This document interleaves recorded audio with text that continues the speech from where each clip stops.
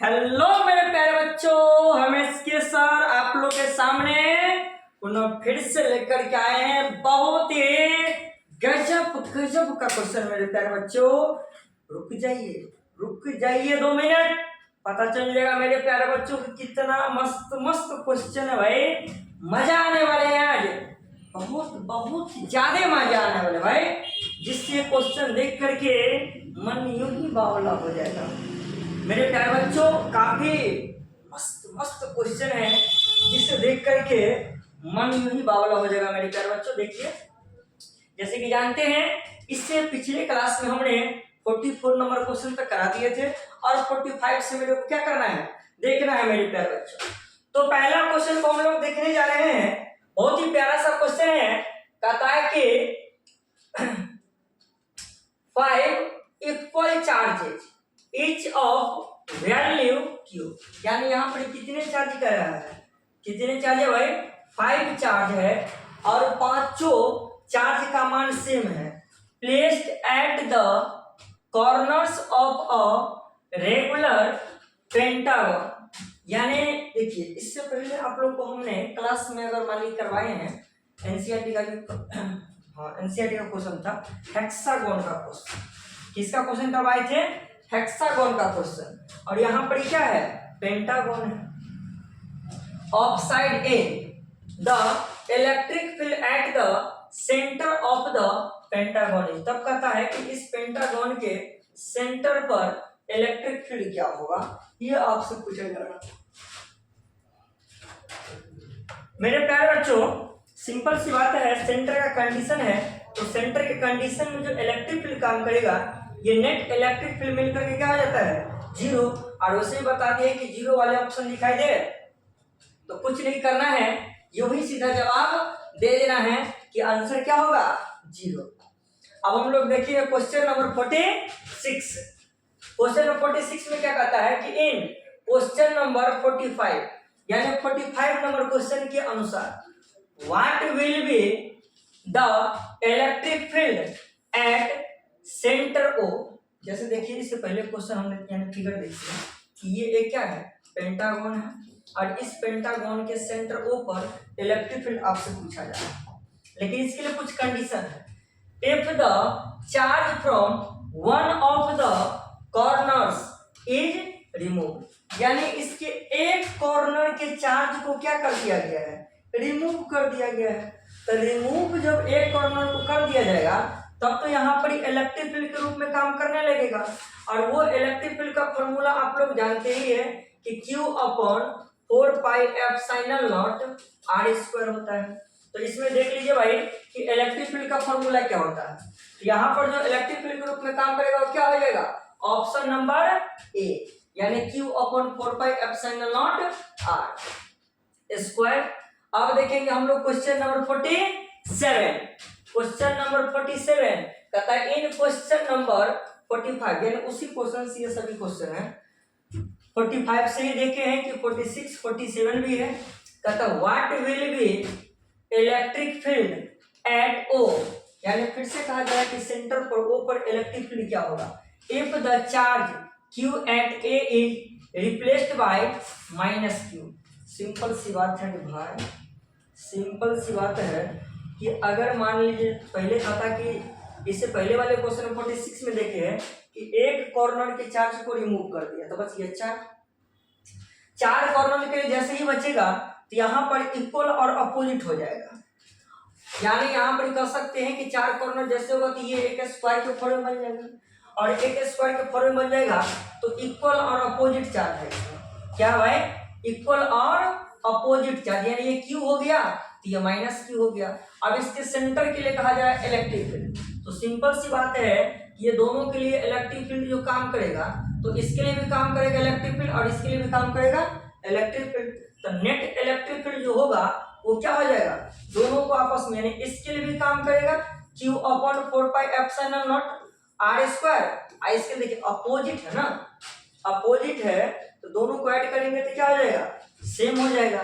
तो Q upon 4 pi epsilon not, बात समझ रहे ना, ये डायरेक्शन अपोजिट तो है लेकिन मान लीजिए इसमें चार्ज पहले ही अपोजिट ले लिया गया है तो नेट क्या हो जाएगा, दोनों आपस में जुड़ जाएगा तो क्यू के जगह पर क्या हो जाएगा 2q 4 pi epsilon naught R square, यानी डबल इलेक्ट्रिक फील्ड इसमें हो गया। तो डबल इलेक्ट्रिक फील्ड होगा तो दोनों का आपस में क्या करेंगे हम जोड़ देंगे।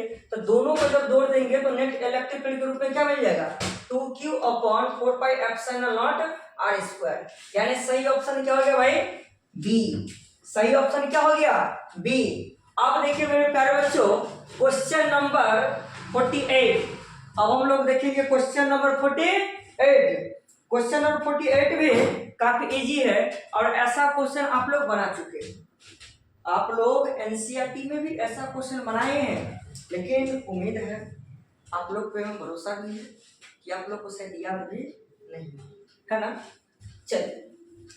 चलिए मेरे प्यारे बच्चों देखिए, कहता है कि the tracks of 3 charge particles in a uniform electrostatic field, यानी इस इलेक्ट्रोस्टैटिक फील्ड में 3 ट्रैक के रूप में लिया गया है, जो एक है ए बी और सी। कहता है कि are shown in the figure, जो कि आपको स्पष्ट इस फिगर में दिख रहा है। तब पूछा जा रहा है कि which particle has the highest charge to mass ratio. ऐसा same to same question NCERT में भी आप लोग पढ़ चुके हैं। कहता ये 3 जो कर्व लाइन है इन सभी में से हाईएस्ट चार्ज मास रेशियो कहां पर होगा। तो सिंपल सी बात है कि ये ए और बी दोनों पॉजिटिव के लिए और सी काम करें नेगेटिव के लिए, तो ये सिंगल हो गया। तो हाईएस्ट मास रेशियो कहां हो जाएगा ज्यादा सी पर। हाईएस्ट मास रेशियो कहां जाएगा सी पर। ये तो फिर क्वेश्चन पढ़े हुए हैं, कोई दिक्कत नहीं भाई, आप लोग जानते भी हैं। अब देखिए क्वेश्चन नंबर इसको कहता है कि a particle of mass small m, यानी एक पार्टिकल है जिसका मास आपको दे दिया क्या है स्मॉल m। कहता है कि and charge minus q इंटर्स the region between 2 charge plates, यानी ये 2 चार्ज प्लेट है, एक है पॉजिटिव प्लेट और दूसरा है नेगेटिव प्लेट, और इस पॉजिटिव प्लेट और नेगेटिव प्लेट के बीच में ये नेगेटिव चार्ज इंटर्स करता है। नेगेटिव चार्ज क्या करता है इंटर करता है। कहता है कि region between 2 charge plates initially moving along the X axis, और ये स्टार्टिंग में जो मूव करना शुरू करता है ये एक्स एक्सिस की ओर मूव करना शुरू करता है। किसकी ओर एक्स एक्सिस की ओर मूव करना शुरू करता है विथ स्पीड vx, जिसका स्पीड क्या कर रहा है क्या दिया गया है vx। कहता है the length of the plate is l, जबकि इस प्लेट का जो लेंथ है वो लेंथ भी आपको कह रहा क्या है l है, यानी इस प्लेट और इस प्लेट दोनों प्लेट का जो लेंथ है क्या है l है। And a uniform electric field E is maintained between the plates. और सिंपल सी बात है इलेक्ट्रिक फील्ड का कंडीशन उन्होंने बताए हैं कि पॉजिटिव प्लेट और नेगेटिव प्लेट के बीच के जो स्पेस होता है उसी को तो हम इलेक्ट्रिक फील्ड कहते हैं। मेरे प्यारे बच्चों तो यहाँ पॉजिटिव प्लेट और नेगेटिव प्लेट है, तो दोनों के बीच में जो स्पेस है ये क्या हो गया electric field. And uniform electric field is maintained between the plates, the vertical deflection of the particle at the far edge of the plate. अब कहता है कि यहां से ये कितने ऊपर तक डिफ्लेक्ट करके गया होगा, इसका कितना डिफ्लेक्शन हुआ होगा वो दूरी निकाल करके दिखाना है, वो डिस्प्लेसमेंट आपको निकाल करके दिखाना है। तो सिंपल सी बात है कि अगर यहाँ से मान लें कि डिफ्लेक्ट करते हुए जाएगा यहाँ तक और ये मान लें कि ये एक्स एक्सिस है, तो सिंपल सी बात है कि इन दोनों प्लेट के बीच के डिस्टेंस हम क्या मान लेते हैं कि डी है। दोनों प्लेट के बीच के डिस्टेंस डी है, तो यहां से यहां तक का जो डिस्टेंस है ये y एक्सिस में काम किया है, इसको हमने क्या मान लिए थे y, यानी आपको यहां से मिड पॉइंट से यहां तक जो डिफ्लेक्ट हुआ है ये क्या होगा इसका फॉर्मूला आपको निकाल करके दिखाना है। तो सबसे पहले देखिए कि फोर्स का फॉर्मूला होता है मास इनटू एक्सेलरेशन। क्या था भाई, तो यहां से एक्सेलरेशन बराबर क्या हो जाएगा फोर्स अपॉन मास। और इलेक्ट्रिक फील्ड के अकॉर्डिंग जानते हैं कि फोर्स का फॉर्मूला क्या होता है QE, फोर्स का फॉर्मूला क्या होता है क्यू ए, तो एफ के जगह पर क्या लिख देंगे हम क्यू ए अपॉन एफ। यहां से एक चीज और जानना होगा, इसे हम मान लेते हैं इक्वेशन नंबर फर्स्ट। अगर टाइम देखिएगा, टाइम टी, तो टाइम टी जो होता है तो सबसे पहला कंडीशन टाइम का भाई फॉर्मूला क्या होता है, स्पीड का फॉर्मूला जानते हैं ना, डिस्टेंस अपॉन टाइम। तो टाइम इक्वल्स टू क्या हो जाएगा, टाइम इक्वल्स हो जाएगा डिस्टेंस अपॉन क्या चीज, स्पीड, डिस्टेंस अपॉन स्पीड। मेरे प्यारे बच्चों, तो यहाँ पर इस पूरे के लिए डिस्टेंस क्या है, एल है, और इसमें देखिए ऑलरेडी स्पीड के रूप में क्या दे दिया हुआ है, dx, और इसे हम मान लेते हैं इक्वेशन नंबर सेकंड। अब देखिए सिंस वी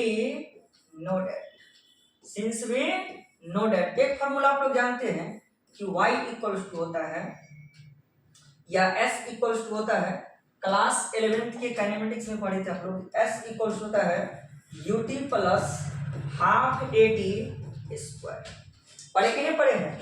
तो यहाँ तो ऑलरेडी करा कि इनिशियल क्या हो गया भाई 0, तो t को रखने से कोई फर्क नहीं पड़ता है, क्योंकि यहाँ से मूव करना चार्ज पार्टिकल शुरू किया। फिलहाल यहाँ पर u के जगह पर इसमें क्या दिया, vx दिया हुआ।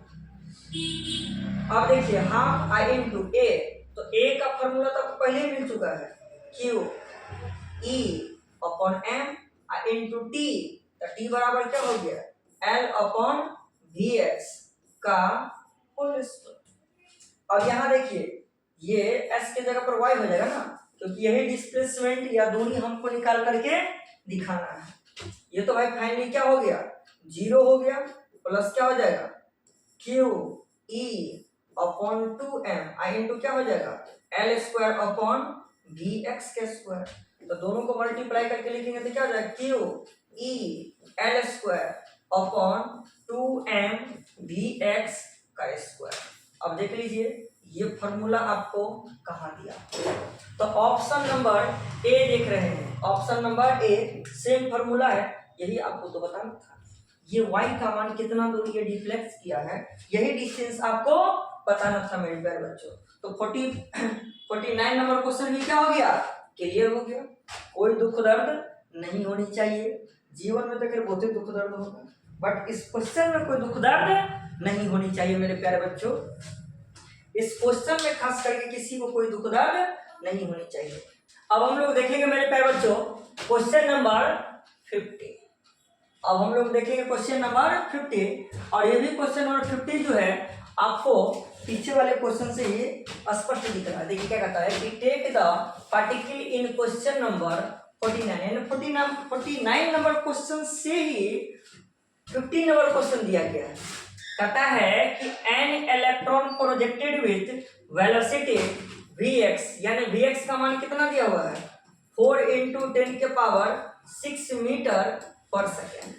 If electric field between the plate separated by 1 centimetre, यानी दोनों प्लेट के बीच के सेपरेशन आप लोग देख चुके कि d है, और ये d का मान कितना दिया 1 सेंटीमीटर। सेंटीमीटर को मीटर बदलने के लिए 100 से क्या करेंगे, डिवाइड करेंगे, तो 1/10⁻² भी लिख सकते हैं, या इसी को लिख सकते हैं नीचे से ऊपर जाएगा तो 10⁻²- 2 मीटर। अब देखिए फिगर जरा सा एक नजर हम आप लोगों को दिखा देते हैं। ये पूरा डिस्टेंस है d, और मिड पॉइंट के लिए आधा है y, तो y के मान निकालने के लिए d/2, d का जो मान निकला हुआ है उसको 2 से डिवाइड नहीं कर देंगे, तो y इक्वल्स टू क्या हो जाएगा d/2। d का मान क्या निकल गया 10⁻²/2, क्या कर सकते हैं 1/2 × 10⁻², डिवाइड करेंगे तो भाई क्या हो जाएगा 0.5 × 10⁻²। इस डेसिमल को एक बार मान लीजिए बढ़ा के ले जाएंगे तो क्या हो जाएगा 5 × 10⁻3। अब देखिए यहाँ पर vx का मान हो गया, d का मान हो गया, y का मान हो गया। आगे कहा जा रहा है कि between the plate separated by 1 centimetre is 8.2 × 10⁻² Newton पर कूलम। इसके अंदर जो इलेक्ट्रिक फील्ड काम करता है वो है 8.2 × 10⁻² न्यूटन पर कूलम। देन इलेक्ट्रॉन भी स्ट्राइक द अपर प्लेट, यानी यहाँ पर इलेक्ट्रॉन काम करे, यानी क्यू के रूप में क्या हो गया चार्ज के रूप में इलेक्ट्रॉन, इसका मान तो पहले से जानते हैं 1.6 इंटू 10 के पावर माइनस 19 कूलम होता है। जानते हैं कि नहीं मेरे प्यारे बच्चों आप लोग? सो मेरे को बताइए, इस बात को जानते हैं ना कि इलेक्ट्रॉन चार्ज है और इस इलेक्ट्रॉन पर जो चार्ज होता है वो होता है 1.6 इंटू 10 के power minus 19 coulomb. Then the electron will strike the upper plate if the length of plate is take me, यानी लेंथ L आपको निकाल करके दिखाना है प्लेट का, जबकि मास ऑफ इलेक्ट्रॉन का मान दिया हुआ है 9.1 इंटू 10 के पावर माइनस 31 kg। तो सिंपल सी बात है, सब कुछ दिया हुआ है।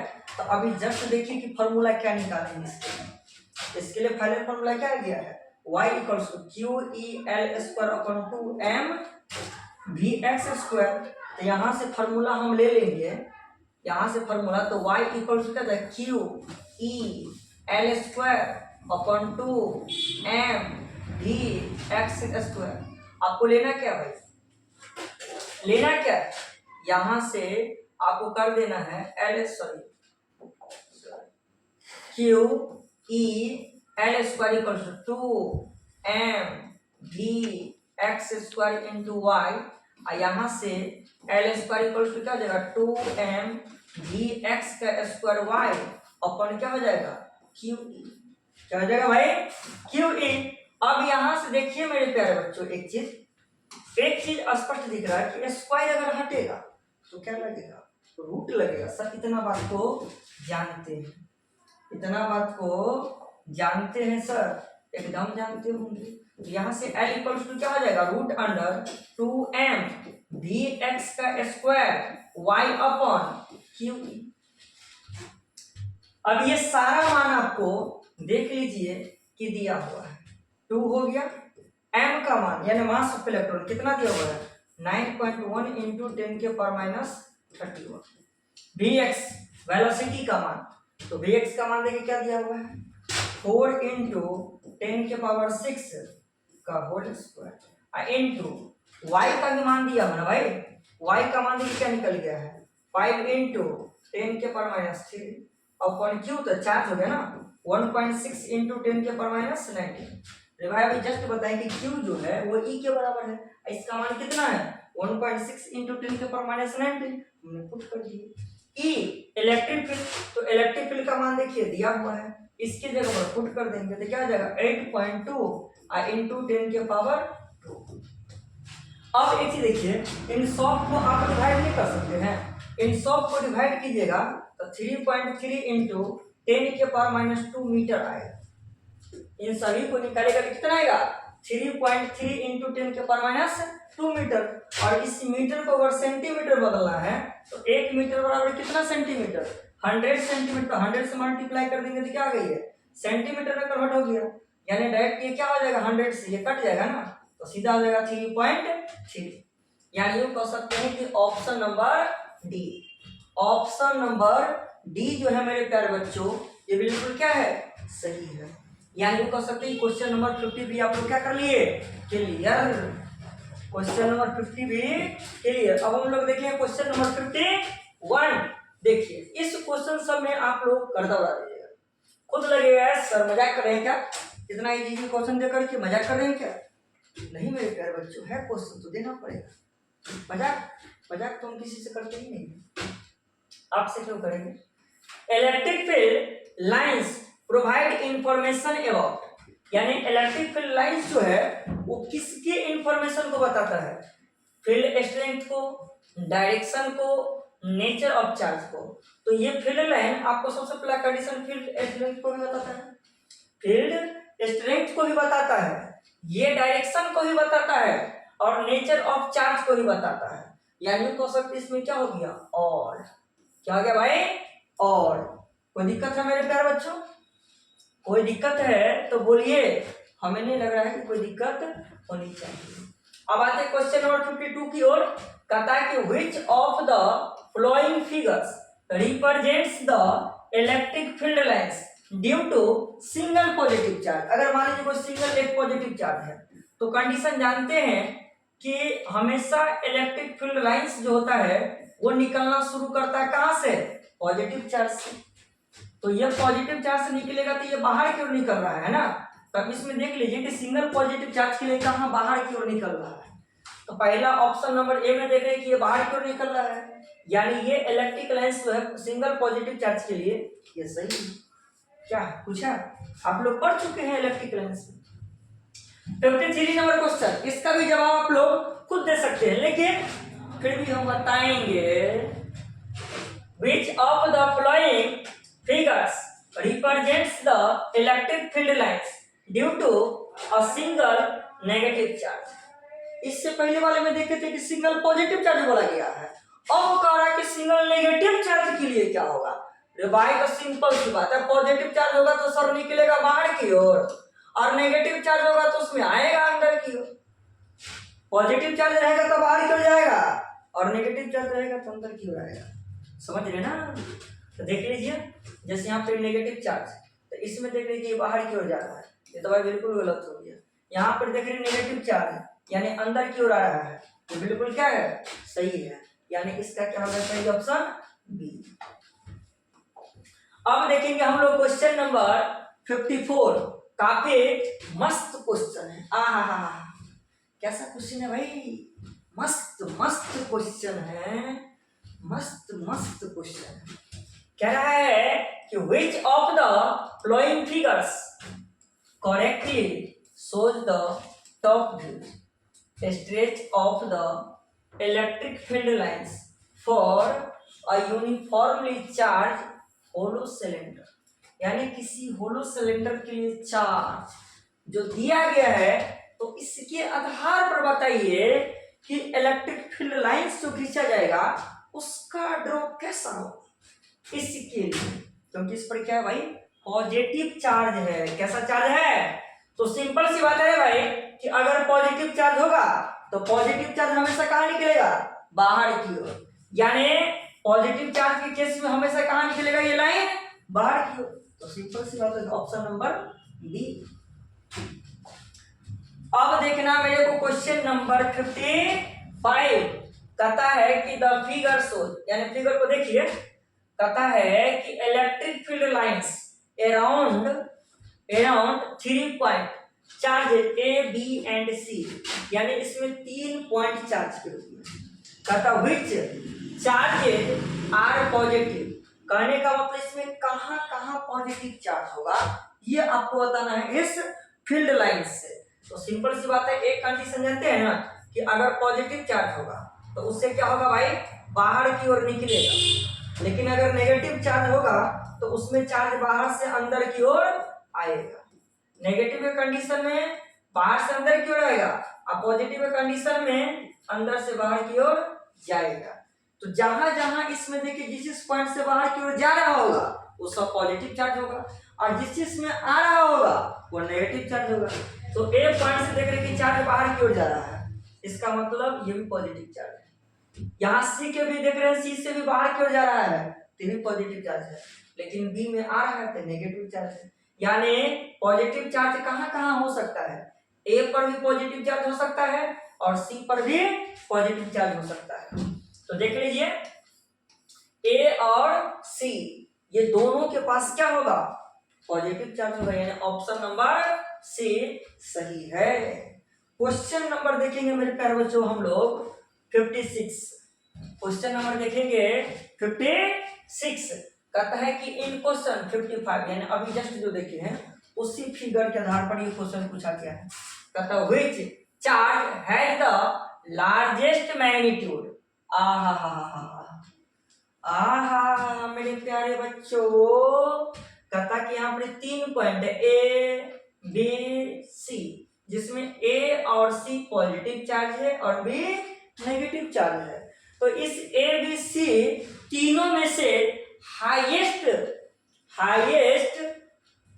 हाईएस्ट आपको जो है मैग्नीट्यूड के रूप में चार्ज रखेगा, वो किस पॉइंट पर रखेगा, ए पर रखेगा, बी पर रखेगा या सी पर रखेगा। तो सिंपल सी बात है कि ए पर देखिए कम इलेक्ट्रिक लाइन से बन रहा है, बी पर भी देख रहे कि हल्का इस सी में से आधा आ रहा है, लेकिन सी से देख रहे कि इधर भी जा रहा है इधर बाहर भी निकल रहा है। तो सबसे ज्यादा लाइंस जहां होगा वहीं पर ये हाईएस्ट चार्ज या मैग्नीट्यूड होगा। तो सबसे ज्यादा लाइंस कहाँ बन रहा है, सी के लिए, तो वहां पर मैग्नीट्यूड के रूप में जो होगा, यानी सबसे ज्यादा चार्ज मैग्नीट्यूड जो होगा वहीं पर ही होगा। तो option number C, option number C. देख लीजिए मेरे प्यारे बच्चों, क्वेश्चन नंबर 57, ये भी क्वेश्चन दिया 55 से ही। कह रहा है कि in question 55 which regions of the figure put the electric field be zero. कहता है कि इलेक्ट्रिक फील्ड किस कारण से जीरो हो सकता है, क्वेश्चन नंबर 55 में। इसमें कहा जा रहा है कि किस कंडीशन में, या क्यों कहने का मतलब इलेक्ट्रिक फील्ड जीरो हो सकता है। तो इलेक्ट्रिक फील्ड जीरो होने का एक ही रीजन हो सकता है कि आप इस पॉजिटिव चार्ज को इसके नजदीक, यानी ए को इसके नजदीक लेकर के चले जाएंगे।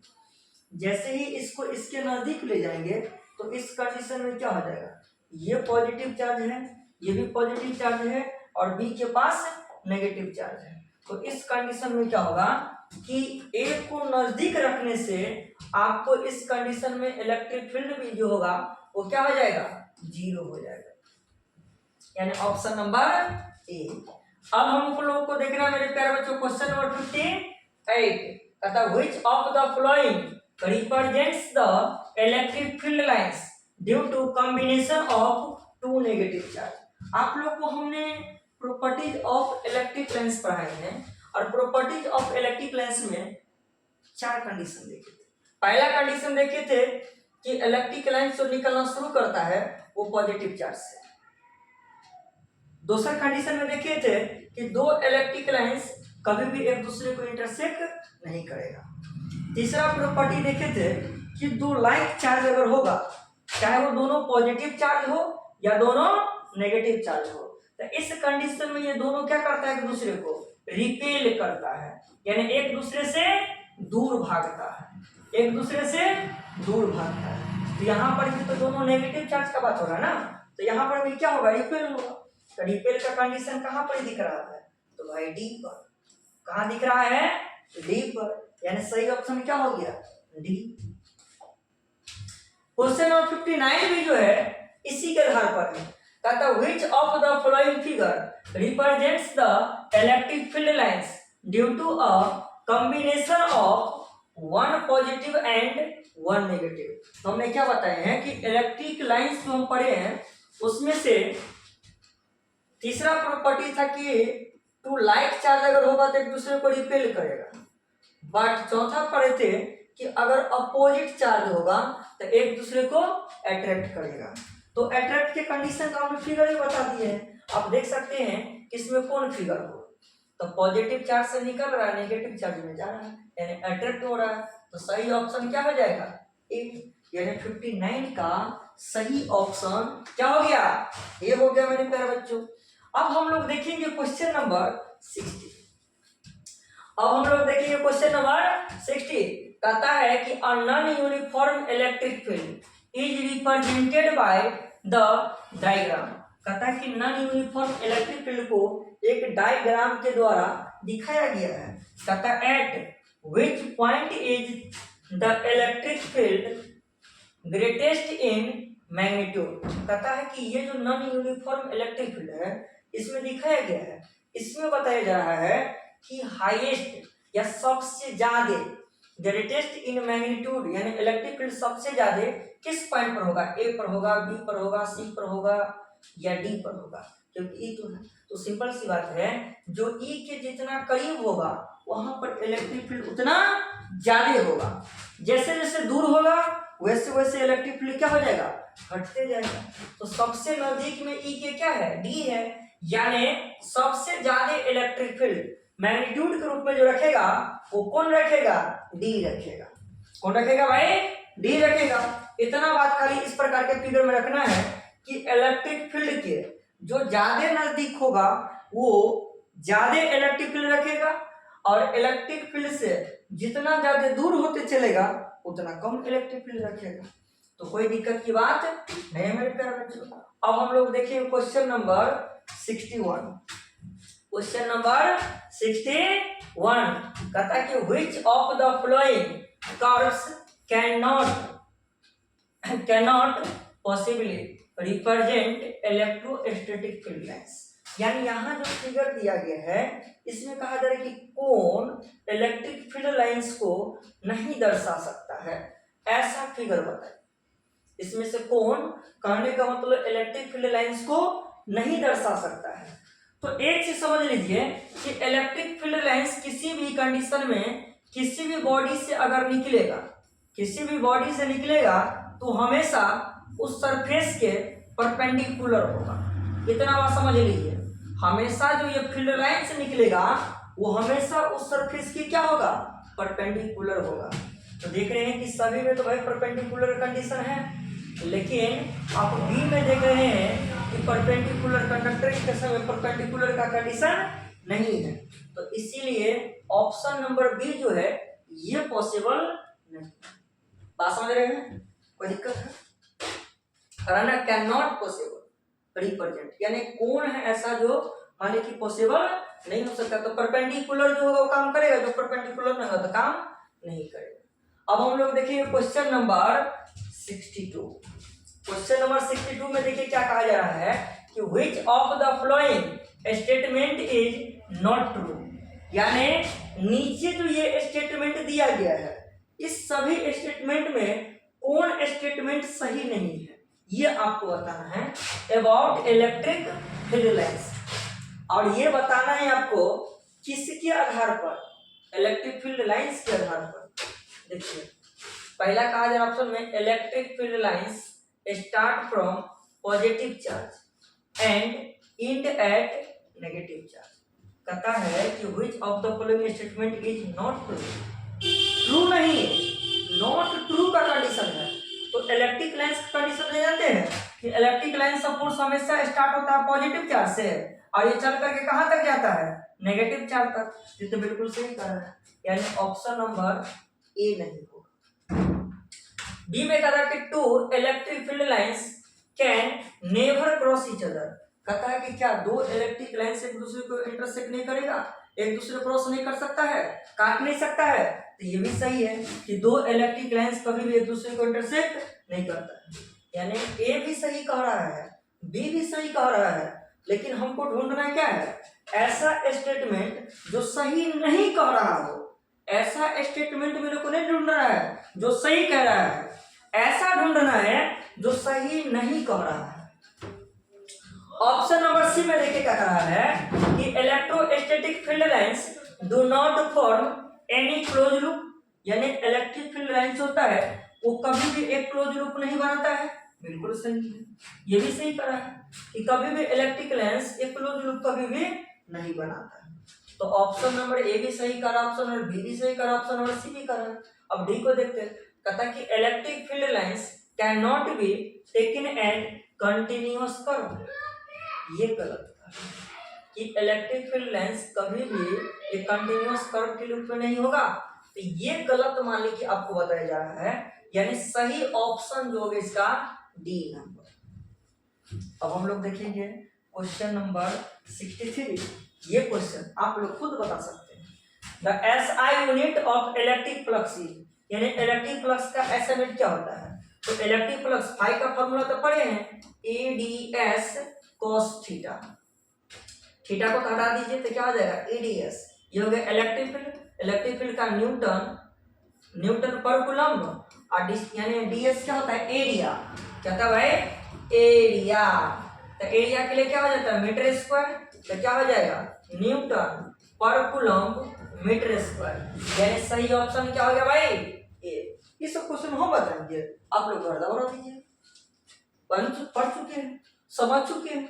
इस सब क्वेश्चन को यूं ही चुटकी में कर दौड़ा देंगे, समझ रहे हैं ना। अब देखिए क्वेश्चन नंबर 64 कहता है कि the dimensional formula of electric flux, यानी इलेक्ट्रिक फ्लक्स का डायमेंशनल फॉर्मूला क्या होगा। सिंपल सी बात है कि फाई इक्वल्स टू क्या हो गया, एडीएस। ये हो गया इलेक्ट्रिक फील्ड ना, तो इसका फॉर्मूला क्या था, फोर्स अपॉन चार्ज। और डीएस क्या हो गया, एरिया। तो फोर्स का हो गया M L T inverse two, charge का हो गया एटी, और एरिया का हो गया एल स्क्वायर, मल्टीप्लाई कर लीजिए तो एम, एल को एल स्क्वायर से मल्टीप्लाई करेंगे तो एल क्यू, टी इनवर्स 2 और नीचे से ऊपर जाएगा तो क्या हो जाएगा ए इनवर्स और इनटू टी इनवर्स, तो टी इनवर्स 2 और टी इनवर्स 1 तो कितना हो जाएगा T inverse 3 M L Q T inverse 3 A inverse. यानी कोई दिक्कत की बात है मेरे प्यारे बच्चों? तो फ्लक्स का फॉर्मूला डायमेंशन निकल गया। अब मिला लीजिए कौन सही है, तो M L Q T inverse 3 A inverse, यानी ऑप्शन नंबर बी जो है ये बिल्कुल क्या है, सही है। अब देखिए मेरे प्यारे बच्चों क्वेश्चन नंबर 65 कहा है कि अ सर्कुलर प्लेन शीट, काफी मस्त क्वेश्चन, मस्त क्वेश्चन है। कहता a circular plane sheet of radius 10 centimetre, यानी जैसे मान लीजिए सर्कुलर प्लेन शीट है, इसका रेडियस कितना दिया हुआ है 10 सेंटीमीटर, यानी को सोचिए कि आर का मान दिया हुआ है, आर का मान कितना हो गया 10 सेंटीमीटर, सेंटीमीटर को मीटर बदलेंगे तो कितना हो जाएगा 0.1 मीटर। कहता कि placed in a uniform electric field of 5 × 10⁵ Newton पर कूलम, यानी ई का मान आपको दे दिया गया है 5 × 10⁵ न्यूटन पर coulomb, making an angle of 60 degree. अब देखिए यहाँ पर क्या है ना कि ये एंगल जो बन रहा है ये बन रहा है 60 डिग्री, लेकिन इलेक्ट्रिक फील्ड के साथ जो होगा वो नॉर्मल होगा। क्या होगा भाई, नॉर्मल होगा। तो नॉर्मल जो होगा तो सबसे पहला कंडीशन नॉर्मल होगा तो 90 डिग्री होगा, और 90 डिग्री में से 60 डिग्री को क्या करना पड़ेगा माइनस, इक्वल्स टू क्या हो जाएगा 30 डिग्री। यहाँ पर इलेक्ट्रिक फील्ड जो होगा वो आपको मान लीजिए कि 60 डिग्री बना रहा है, लेकिन फाइनली जो होगा सरफेस के वो परपेंडिकुलर होगा, नॉर्मल होगा, समझ रहे ना। तो यहाँ पर एंगल फाइनली कितना हो जाएगा 30 डिग्री विद द फील्ड। तब कहा था कि फ्लक्स से निकालने के लिए फाई, तो फाई का फॉर्मूला क्या हो जाएगा आपको E D S cos theta, तो ई का मान दिया हुआ है 5 × 10⁵ और डी एस, तो यहाँ पर ये सर्कुलर पाथ है ना, तो सर्कल की जो एरिया होता है क्या होता है पाई आर स्क्वायर और कॉस 30 डिग्री। अब यहाँ से कह सकते हैं कि 5 × 10⁵, पाई का मान हो गया 0.14, आर का मान हो गया कितना 0.1 का होल स्क्वायर और cos 30 डिग्री है ना, तो cos 30 डिग्री का मान कितना होता है √3/2। अब इन सब को क्या कीजिएगा आपस में मान लीजिए मल्टीप्लाई कीजिएगा, मल्टीप्लाई करने का जो आएगा 1.6 × 10⁴ न्यूटन मीटर स्क्वायर पर कूलम आंसर आएगा। तो मेरे प्यारे बच्चों कहने का मतलब क्वेश्चन नंबर ये 65 भी क्या हो गया क्लियर हो गया। अब हम लोग देखेंगे क्वेश्चन नंबर कितना, क्वेश्चन नंबर देखेंगे 66। कहता है कि a uniform electric field E, यानी यूनिफॉर्म इलेक्ट्रिक फील्ड ई का मान दिया 2 × 10⁻³ न्यूटन पर coulomb x along the positive x axis. किसके अलोंग भाई पॉजिटिव एक्स एक्सिस के अलोंग है the flux through square of certain centimetre, यानी आप लिखा है स्क्वायर के रूप में। किसके रूप में भाई स्क्वायर के रूप में, जिसका प्रत्येक साइड कितना दिया हुआ है 10 सेंटीमीटर का दिया हुआ है, यानी साइड ए का मान दिया हुआ है 10 सेंटीमीटर, इसको मीटर बदलेंगे तो 0.1 मीटर। तो हमको एरिया निकालना होगा ना, क्या निकालना होगा भाई एरिया। तो स्क्वायर के लिए जो एरिया होता है वो साइड स्क्वायर होता है, तो 0.1 का होल स्क्वायर यानी क्या हो जाएगा 0.01 मीटर स्क्वायर, यानी इस स्क्वायर का एरिया भी मेरे को क्या हो गया पता हो गया। क्या होगा भाई पता हो गया। यहाँ पर एक चीज और जिक्र कर दिया कि plane parallel to YZ plane, यानी वाईजेड प्लेन का अगर जिक्र कर दिया तो पैरेलल जैसे होगा तो थीटा का मान यहाँ पर क्या हो जाएगा 0 डिग्री, थीटा का मान क्या हो जाएगा 0 डिग्री। और निकालने के लिए मेरे को कहा जाएगा फ्लक्स ना, तो फाई का मान क्या हो जाएगा A D S cos theta. E का मान देखिए आपको दिया गया है कितना 2 × 10⁻³ ds, एरिया का मान दिया हुआ है 0.01 और cos 0 डिग्री, cos 0 डिग्री मेरे प्यारे बच्चों। अब सिंपल सी बात है यहाँ से मल्टीप्लाई नहीं कर सकते, तो 2 × यहाँ देख लीजिए 10⁻³ × 0.01 और cos 0 डिग्री का मान क्या हो जाता है 1। यहाँ से डेसिमल बनाएंगे तो क्या हो जाएगा 100 2 जीरो से काट देंगे तो क्या बचेगा 10, और 2 को 10 से मल्टीप्लाई कर देंगे तो 20 न्यूटन मीटर स्क्वायर पर कूलम आंसर। तो देख लीजिए कौन सा ऑप्शन होगा, ए नंबर ऑप्शन होगा। कौन सा ऑप्शन होगा भाई, ए नंबर। क्वेश्चन नंबर 66 भी हम लोग क्या किए, देख चुके हैं। अब हम लोग देखेंगे क्वेश्चन नंबर 67। क्या देखेंगे भाई, क्वेश्चन नंबर 67 कहता है फॉर क्वेश्चन 66 से the flux if the normal to the square makes 60 degree with the X axis. इसमें थीटा का मान खाली चेंज कर दिया है, जैसे फाई है ना तो सब कुछ वही रहेगा 66 नंबर क्वेश्चन का ही। तो ई डी एस कॉस्ट यहाँ पर 0 डिग्री था, ये 0 डिग्री यहाँ पर कितना कर दिया 60 डिग्री कर दीजिएगा। सारा मान तो इससे पहले दिया हुआ है, इलेक्ट्रिक फील्ड का भी मान दिया हुआ है ना, कितना 2 × 10 के पावर 3। तो क्या जाएगा 2 × 10 के पावर 3। एरिया का मान तो 0.01 और cos 60 डिग्री का मान क्या हो जाएगा 1/2।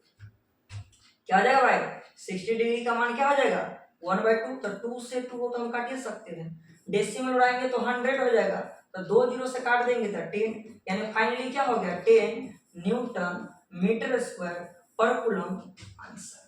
यानी देख लीजिए ऑप्शन नंबर डी सही आंसर है।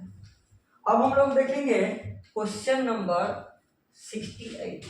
क्या देखेंगे भाई, क्वेश्चन नंबर 68 कहता which of the following statement about dipole moment is not true. यानी डाइपोल मोमेंट के बारे में ही स्टेटमेंट बताना है, लेकिन ऐसा स्टेटमेंट जो डाइपोल मोमेंट के लिए सही नहीं है। तो पहला स्टेटमेंट से कहा जा रहा है the dimensional formula of dipole moment is LTA। बिल्कुल सही है, इसका डायमेंशन थोड़ा यही होता है। बी में पूछा जा रहा है कि the unit of dipole moment coulomb metre, ये भी सही है। सी में कहता है कि dipole moment is vector quantity and directed from negative to positive charge. Simple सी बात है कि डाइपोल अगर होता है तो डाइपोल से ही डाइपोल मोमेंट बनता है, और इस कंडीशन में एक पॉजिटिव चार्ज होता है तो दूसरा नेगेटिव चार्ज होता है। एक पॉजिटिव चार्ज और नेगेटिव चार्ज, तो ये एक वेक्टर भी होता है, और वेक्टर के साथ साथ इसका जो डायरेक्शन के रूप में होता है वो नेगेटिव से पॉजिटिव चार्ज की ओर होता है। ये भी सही कह रहा है। डी में कह रहा है कि dipole moment is a scalar quantity. नहीं भाई, वेक्टर क्वांटिटी से फिर स्केलर क्वांटिटी का जिक्र कहाँ हो गया। यानी डाइपोल मोमेंट के लिए जो सही नहीं स्टेटमेंट है वो हो गया डी। वो क्या हो गया डी। अब हम लोग देखेंगे question number 69 the unit of electric dipole moment. यानी डाइपोल मोमेंट का यूनिट, तो सबसे पहला कंडीशन न्यूटन जो होता है फोर्स का, ये तो भाई होगा ही नहीं। कूलम्ब चार्ज का, ये भी नहीं होगा। फैराड कैपेसिटर का, ये भी नहीं होगा। तो बस गया क्या चीज ये क्या हो जाएगा, ये भी होता है। डाइपोल मोमेंट का 2 यूनिट होता है, एक होता है कूलम्ब मीटर और दूसरा होता है डिब्बे। तो दिक्कत ये दोनों में से कुछ ही पूछा जा सकता है। अब हम लोग देखेंगे क्वेश्चन नंबर 70। क्या देखेंगे भाई, क्वेश्चन नंबर 70 और क्वेश्चन में कहता है कि 2 चार्जेस 20 माइक्रोकूलम एंड -20 माइक्रोकूलम, जो कि आपको फिगर के रूप में दे दिया गया है, आर प्लेस्ड 10 मिलीमीटर अपार्ट, जबकि इस दोनों के बीच के जो डिस्टेंस है वो दिया हुआ है 10 मिलीमीटर। कितना दिया भाई 10 मिलीमीटर, यानी आर बराबर हो गया आपको 10 मिलीमीटर। तो क्या हो जाएगा 10 इंटू मिलीमीटर को मीटर में बदलने के लिए 10 के पावर -3 से मल्टीप्लाई करना पड़ेगा। आगे कहा जा रहा है कि the electric field eight point P, यानी इलेक्ट्रिक फील्ड क्या होगा इस पॉइंट P के लिए, ये इलेक्ट्रिक फील्ड निकाल करके दिखाना है। On the axis of dipole 10 centimetre, on the axis of dipole 10 centimetre. Sorry एक सेकंड मेरे प्यारे बच्चों, ये डाइपोल का कंडीशन आप लोग जानते हैं कि इसके लिए डेल्टा एक्स होता है। क्या होता है डेल्टा एक्स होता है। और कहा कि इस B से 10 सेंटीमीटर दूर एक पॉइंट P है, इस पॉइंट P के लिए इलेक्ट्रिक फील्ड निकालना है। यानी ये हो जाएगा R का मान 10 सेंटीमीटर है ना, सेंटीमीटर को मीटर बोलेंगे तो 0.1 मीटर। अब देखिए कहने का मतलब क्या कहा जा रहा है कि O पर माने कि जो है सेंटर O से, यानी इस O से मान लीजिए जो पॉइंट P तक का दूरी कितना हो गया 10 सेंटीमीटर, जो कि आर के रूप में आप लोग पढ़े ना, electric field intensity on the axis of dipole. और उसी फॉर्मूला के आधार पर यहाँ क्वेश्चन बना करके दिया गया है और उसी पर क्वेश्चन ये बनाना है मेरे प्यारे बच्चे। तो सिंपल सी बात हो गया कि इलेक्ट्रिक फील्ड के लिए फॉर्मूला जानते हैं, इलेक्ट्रिक फील्ड के लिए फॉर्मूला जानते हैं ना, क्या होता है, P upon 4 pi epsilon not r। मेरे प्यारे बच्चों, किसी को भी अगर कोई कंफ्यूजन है तो बेहिचक बोल सकते हैं, क्योंकि सभी बच्चे इसमें जितने सारे हैं सभी के सभी आदमी आप लोग ये फॉर्मूला जब 5 नंबर बोले थे प्रूफ करने के लिए, तो ये प्रूफ करके हमने दिखाए भी थे। बहुत काफी इंपोर्टेंस हमने वीडियो ही करवाए थे कि E बराबर होता है, इसमें 2 लग जाता है, यहाँ 2 होगा, यहाँ 4 होगा तो यहाँ 2 होगा। तो इसी को हम लिख सकते हैं 2 into 1/4 pi epsilon not into P upon क्या चीज R क्यूब। तो सिंपल सी बात है भाई, यहाँ से चार्ज दिया हुआ है तो क्या डाइपोल मोमेंट नहीं निकाल सकते हैं? डाइपोल मोमेंट P बराबर क्या हो जाएगा, Q इंटू डेल्टा एक्स।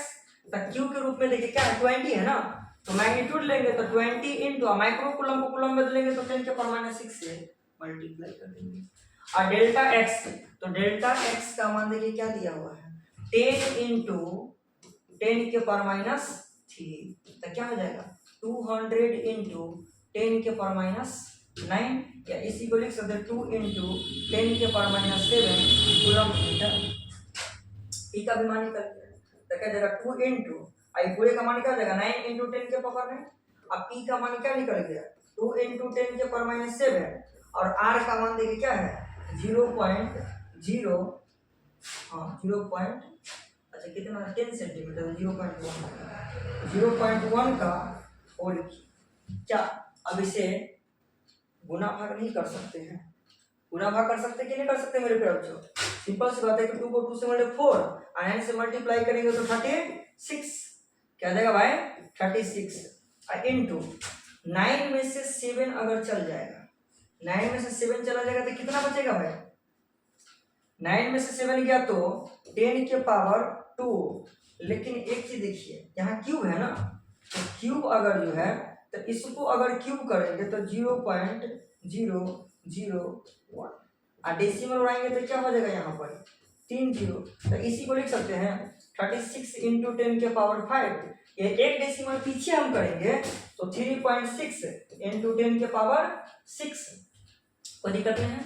अब देख लीजिए कहाँ है, तो option number C, option number C. मेरे प्यारे बच्चों, उम्मीद करेंगे कि कोई दुख दर्द नहीं होगा, और यहाँ तक मैंने सारे क्वेश्चन को क्लियर कर दिया है। एक क्वेश्चन को देख लीजिए, हमने तोड़ करके बता दिए हैं, और मेरे को नहीं लगता है कि इसमें कोई समस्याएं होना चाहिए। तो मेरे प्यारे बच्चों पुनः फिर मिलेंगे हम लोग नेक्स्ट वीडियो में।